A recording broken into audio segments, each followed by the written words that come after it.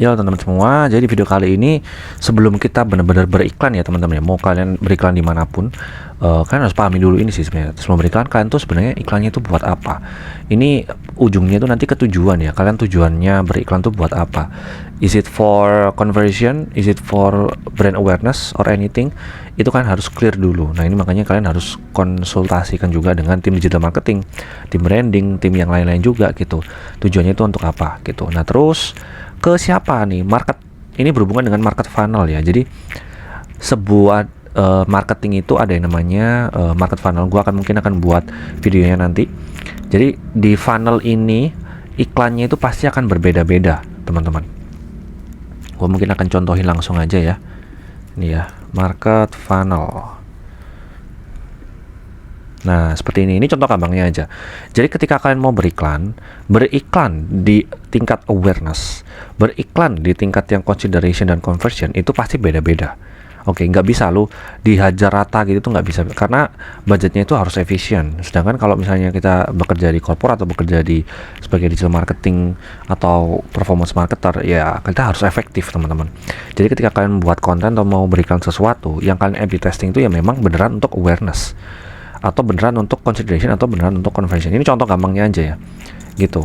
Atau bahkan yang paling sulit ini ya, retention. Nah itu benar-benar harus dipertimbangkan lagi gitu. Ini tuh sebenarnya tuh kita beriklan untuk siapa sih teman-teman gitu. Nah ini pasti setiap semakin ke bawah itu semakin sedikit gitu, karena nggak semua orang itu adalah target market kita gitu. That's why ini gua kasih contoh aja ya yang simple banget. Sama produknya itu apa ya, karena kalau misalnya produknya itu kayak mobil, ya nggak mungkin kalian check out di website atau check out di sosial media, kan nggak bisa. Pasti tetap call to actionnya atau chatnya itu ke nomor WhatsApp gitu, itu juga bisa gitu. Nah di sini ini contohnya aja ya, kayak misalnya ini BYD, yang by the way nggak disponsori sama BYD, tapi kalau mau masuk juga boleh ha. Jadi ketika dia awal-awal banget, dia itu ngasih brand awareness-nya itu gini teman-teman, brand awareness dan trust ya. Untuk ngebangun trust itulah global number one new energy vehicle sales in 2023. Jadi dia pertama itu nggak mungkin langsung beli di sini promo one by one get one, enggak. Jadi dia ngasih awal-awal banget tuh itu seperti ini teman-teman. Jadi ketika lagi penetrasi market ke Asia, khususnya Asia Pasifik atau ASEAN ini ya, dia ngasih brand awareness-nya seperti ini. Ini untuk apa sih kalau misalnya mau beriklan ya? Untuk apa sih? Ya pasti pertama untuk awareness, membangun trust juga, karena yang namanya produk dari Cina itu kadang kayak gampang rusak dan lain-lain. Tapi ketika dia ngasih seperti ini, disclaimer seperti ini, itu bisa menambah trust ke market baru yang akan dituju gitu. Nah, market funnelnya seperti apa gitu? Nah seperti ini, karena dia ada di awal ini, dia bikin awareness. Kalian beriklannya seperti ini, bukan yang seperti ini ya beriklannya ya. Ya kalau misalnya kalian dari awareness udah seperti ini ya sulit ya teman-teman ya gitu. Jadi awalnya seperti ini, itu untuk konten atau konten iklan yang awareness. Kalau misalnya udah yang mulai interest dan desire, bahkan sampai action, itu kita bisa berikan untuk di sini gitu. Jadi bentuknya seperti ini. Jadi ada misalnya ada headline, terus habis gitu ada harga atau promo atau sesuatu yang mengenhance orang untuk beli gitu. Dan juga misalnya call to actionnya nih, di sini ada QR code dan ada nomor gitu. Itu juga lengkapnya seperti itu sebenarnya teman-teman. Jadi kalau misalnya kalian kehilangan salah satu ya agak sulit ya gitu. Di sini ada gambar produknya biar kelihatan ya gambar produknya itu seperti apa, proofnya seperti apa gitu. Bahkan misalnya ada yang dipakai juga, jadi itu lengkap semua. Jadi ada headliner, ada headline, sudah proofnya seperti apa, ada benefit, sudah promo sebagai enhancer buat orang beli, sama call to action. Nah ini ya tujuan beriklan itu sebenarnya nanti akan gue tambahin kalau ada yang baru. Pertama ada awareness dan trust. Jadi awalnya kalau misalnya level BYD gini langsung dihajar nih, di awareness di sini dihajar ini, orang juga bingung ini BYD apa gitu, pasti bingung.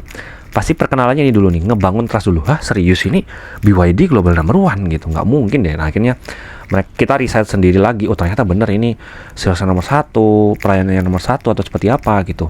Jadi orang nge-trigger, orang kayak kayak kalau di TikTok itu mirip kayak hook gitu sebenarnya. Tetap ini harus ada ini ya, ketika kalian memberikan sebuah disclaimer global number one itu harus dengan data yang benar gitu. Jadi jangan asal, makanya semua harus bergerak tim digital marketing juga gerak, tim salesnya juga gerak, tim R&D-nya juga gerak gitu. Jadi semuanya harus bergerak. Itu di level 1. Yang kedua itu adalah conversion gitu.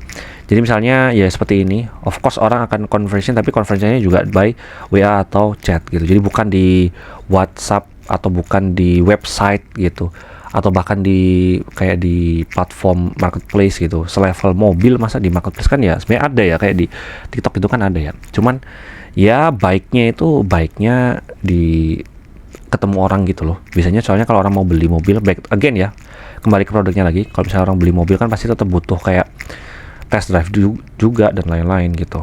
Terus ada juga yang buat branding ya teman-teman ya. Ini contohnya itu gua dulu tahunnya itu dari sini teman-teman. Ketika Asko di Bundaran HI. Jadi dulu itu dia itu nulis kayak gini teman-teman. Ini mengerikan sekali ya. Gue yakin ini pasti bayar ya, tim Askonya itu pasti bayar. Jadi di sini ada pas New Year kemarin itu dia kayak buat semacam rebranding gitu. Jadi rebranding ulang si ini S Hardware, dia berganti nama jadi Asko. Itu dia menaruhnya di sini ya. Gue yakin ini dia bayar ya pasti ya, tapi nggak tahu ya bayar berapa. Intinya ini juga salah satu step untuk beriklan juga. Jadi bahkan kayak di banner-banner di billboard itu juga banyak yang kayak rebranding untuk namanya jadi Asko. Itu salah satu contoh kalau misalnya kalian mau branding. Jadi yang namanya spending itu nggak cuma conversion aja, nggak cuma awareness aja, tapi juga ada branding dan lain-lain.